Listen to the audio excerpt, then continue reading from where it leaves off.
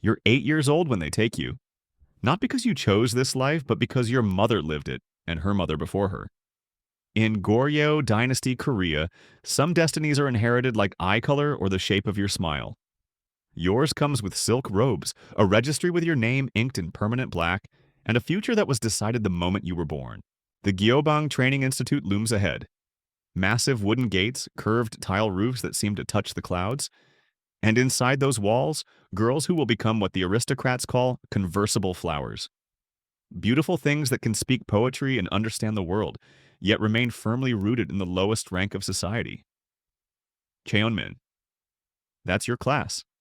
You share it with butchers and slaves, with every person this kingdom has deemed unworthy of basic dignity. Your mother walks beside you in silence. She knows what awaits because she survived it. The 3 years of training that will transform you from a child into something else entirely. Her hand squeezes yours once before letting go at the entrance. No tears. Kisaeng daughters don't get the luxury of grief. The courtyard stretches before you, filled with girls. Some are 8 like you, others are 10, maybe 12. A few have the hollow eyes of Yangban daughters, aristocratic girls whose families violated some sexual taboo and paid the price by sacrificing their children to this life. Their shame becomes your sister's burden. You'll learn their names, share sleeping quarters, and never speak of how they arrived here. An instructor appears. Her face is painted white, lips colored the deep red of persimmon. She moves with a grace that seems impossible, each step deliberate and measured. This is what you'll become. She doesn't smile or offer comfort. Instead, she begins listing rules in a voice that carries across the courtyard like a blade. Wake before dawn. Practice until your fingers bleed. Memorize poetry until the characters dance behind your closed eyelids. Learn to move like water, speak like wind, and above all, never forget what you are. The first morning starts at an hour when darkness still owns the sky. Your hands, small and clumsy, struggle with the geomungo. This zither has more strings than you can count, and each one seems designed to mock your efforts. The other girls fare no better. The room fills with discordant notes, a symphony of failure that makes the instructor's jaw tighten. She doesn't yell. That would be too simple, too kind. Instead, she plays. Her fingers dance across the strings, producing sounds that make your chest ache with something you can't name. Then she stops and looks at you. Again, she says. Just that single word. You play until your fingertips split, until the blood makes the string sticky and your tears blur the instrument before you. The girl beside you whispers that it gets easier. You want to believe her, but 3 hours later when you're still playing the same measure, easier feels like a concept from another lifetime. Poetry lessons follow. Not the simple verses children recite, but Sijo. 3-line poems with strict syllable counts and layers of meaning that shift depending on who's listening. Your instructor recites one about a flower growing between rocks. On the surface, it's about resilience. Dig deeper, and it's about a woman trapped by circumstances, beautiful and doomed. You're supposed to compose your own by week's end. Dance training happens in a room with polished floors that reflect your awkward movements back at you. The instructor demonstrates once. Her body flows through positions that seem to defy the basic structure of human joints. When it's your turn, you stumble. Your feet tangle. Your arms flail like a bird with broken wings. She stops you with a single raised hand. In Goryeo society, she explains, we are called trees and flowers that grow along the road, easily plucked by anyone. But we are also something else. Hae eo hua. Flowers that understand words and speak poetry. You will learn to be both, accessible yet untouchable, common yet refined. It's a contradiction you must embody perfectly. Lunch is rice and pickled vegetables. You eat quickly because afternoon brings needlework, calligraphy, and lessons in the medicinal properties of herbs. Ginseng for vitality, mugwort for pain, orchid for its scent. In the baths you'll take to maintain skin soft as new silk. Every skill serves a purpose. You're being sculpted into an object of art that breathes.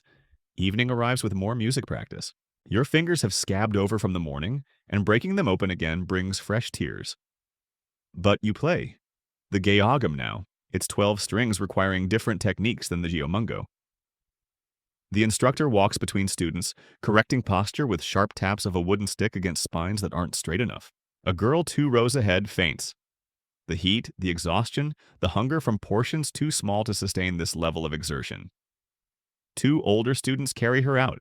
The instructor doesn't pause the lesson. You learn quickly that weakness is noted but not accommodated.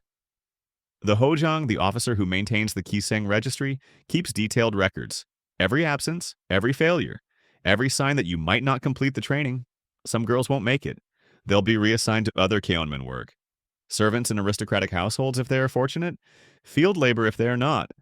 The registry still owns them, but at least they'll escape this particular refinement. Night finally comes. Your sleeping quarters hold 20 girls on thin mats. Someone cries quietly in the darkness. Another girl hums a melody, practicing even now. You close your eyes and feel your mother's hand squeezing yours one final time at the gate. Tomorrow begins the same way, and the day after, and the day after that. 3 years of this transformation awaits, each day layering skills onto your foundation like sediment forming rock. You'll master instruments, perfect dances, memorize enough poetry to fill libraries. But first you have to survive tonight. Your first night as something between human and art, between child and commodity, between yourself and whatever the Gyobang decides you'll become. 3 years compress into muscle memory and calloused hands. You're 14 now, and the transformation is complete. The girl who arrived clutching her mother's hand exists only in fragments of dreams you barely remember. In her place stands something the Gyobang designed with precision. An artist, a scholar, government property wearing silk. Your debut performance happens on a spring evening when cherry blossoms fall like snow outside the palace walls. The banquet hall glows with lantern light, and you enter wearing a joggery of red silk with cloud patterns pressed into the fabric. Silver threads catch the firelight as you move. Your hair is arranged in the elaborate style reserved for Kisaeng, adorned with ornaments that cost more than your family earned in a year. The weight of them reminds you constantly to hold your head just so. The Yangban aristocrats barely glance up when you and 5 other newly graduated Kisaeng take your positions. Why would they? You're furniture that happens to breathe. Decorative elements of the evening's entertainment, no different from the painted screens or flower arrangements. One official laughs too loudly at his own joke. Another picks his teeth with a sliver of wood. Their world continues while you prepare to demonstrate everything the past 3 years carved into you. The Geomungo sits before you. Your fingers find the strings without conscious thought, and the first notes fill the hall with a melody older than the dynasty itself. Dangak style, formal and measured, exactly as the Gyobang taught you. The conversation doesn't stop. The officials keep eating, drinking, conducting their business. But you weren't trained to command attention. You were trained to provide an elegant backdrop to power. After the music comes poetry. You recite a seijo about autumn leaves and the passage of time. The metaphors contain layers you've learned to identify. Surface meaning for those who listen casually. Deeper significance for those educated enough to catch the references to classical texts. And beneath it all, the unspoken acknowledgement of transience that defines a Kisaeng's existence. Beautiful and temporary like the blossoms outside. Here's what they don't tell you during training. The performance is the easy part. What comes after, in the quieter hours when officials request private conversation, that's where your real education begins. You're expected to be witty but not too clever. Knowledgeable about poetry and art but never correcting a man's interpretation. Charming in a way that makes them feel intelligent rather than making yourself impressive. A minister asks your opinion on a recently published collection of poems. You know the work intimately. You've memorized half of it, but you defer to his judgment, adding just enough insight to seem cultured without threatening his expertise. He nods, pleased. This is the tightrope you walk at every gathering. Smart enough to entertain, submissive enough to reassure. The Hojang warned you about certain realities before your first assignment. Some Yangban would mistake access for ownership. The law technically protects Kisaeng from outright assault, but laws bend around powerful men the way light bends around massive objects. Your best defense is the same skill that protects you everywhere else. Reading the room, knowing when to laugh, when to pour wine, when to gracefully suggest the evening has grown late. You return to your quarters near dawn. The silk joggery comes off, and you fold it carefully because damaging government property means answering to the Hojang. Your roommate, another Kisaeng named Sohee, is already asleep.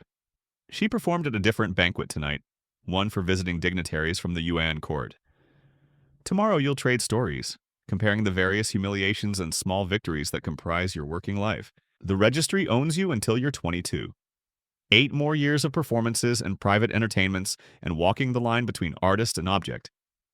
Some Kisaeng, very few, catch the attention of royalty and become concubines. It's the only path to escaping Keonmin status, trading one form of ownership for another but at least gaining noble rank in the transaction. Most aren't that fortunate. What you've become expert at is information gathering. You frequent the taverns where officials drink too freely. You attend banquets where alliances form and dissolve over wine. In a society that treats you as decorative background, people forget you're listening. You hear things, troop movements, political maneuverings, which families are rising and which are falling from favor. This knowledge has value, and you're learning how to use it without appearing to use it at all. One evening, a young scholar visits the tavern where you're performing. He's different from the usual officials, nervous, genuine. He asks about your poetry instead of requesting songs he's already heard a dozen times. You find yourself actually conversing rather than performing the role of conversation. It's dangerous. Attachment is the fastest way to suffering in this life. But for an hour, you remember what it felt like to talk to someone who sees you as human rather than ornament. He leaves before the evening ends.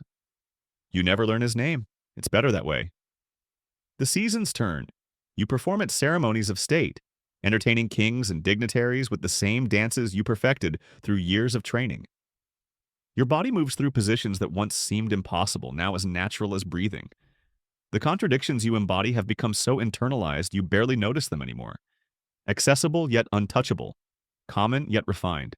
Property that thinks and feels but must never show it too clearly. On rare mornings off, you walk through the market near the palace. Common people bow slightly when you pass, recognizing the elaborate hair and fine clothing. They don't know whether to respect your education or pity your status. Both responses are correct. You're living proof that a person can hold the body of the lower class and the mind of the aristocrat, and that this combination doesn't elevate you. It just makes you useful to those in power. This is what Kisaeng means in Goryeo. Government slave and honored artist. Educated woman and permanent outsider. You've mastered every skill they demanded, and the mastery has made you valuable. But value and freedom are not the same thing. They never were. Years from now, when you're finally released from the registry at 22, you'll face a question nobody prepared you for. What does freedom mean for someone who spent their entire conscious life as property? Some former Kisaeng marry. Others open small businesses with the money they've saved. A few disappear into quiet lives in distant provinces where nobody knows what they were. But the skills remain. The poetry you can recite without thinking. The instruments your hands remember even when your mind wanders. The ability to read a room's power dynamics in the span of a heartbeat. These things don't wash off like face paint at the end of a performance. You are what Goryeo created. A living contradiction walking through a kingdom that needed you to exist exactly as you are. Refined enough to entertain power. Low enough to never threaten it. The Yobang succeeded in its design. It transformed children into art that breathes, thinks, and knows better than to speak what it sees. And on nights when cherry blossoms fall outside your window, you'll remember being 8 years old at those gates. The last moment before the transformation began. Before you learned that some flowers grow between rocks not because they're resilient, but because they have nowhere else to go.